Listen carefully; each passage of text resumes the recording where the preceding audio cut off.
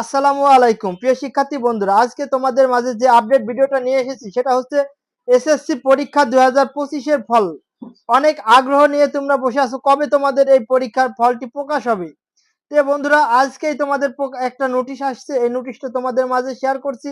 SSC পরীক্ষার ফল 2015 2025 15 জুলাইয়ের মধ্যেই তোমাদের পরীক্ষার ফল প্রকাশ হবে ইনশাআল্লাহ। চলতি বছরে এসএসসি ও সমমান পরীক্ষার ফল তৈরির কাজ প্রায় শেষ পর্যায়ে রয়েছে। আগামী 15 জুলাইয়ের মধ্যে ফল প্রকাশ করা হবে ইনশাল্লাহ। তে তোমরা আর টেনশন কিসের, তোমাদের তো পরীক্ষার রেজাল্ট চলেই আসছে। যাদের পরীক্ষার রেজাল্ট খারাপ হয়েছে তারা টেনশন করো না, কারণ পরবর্তীতে তোমাদের সুযোগ থাকছে।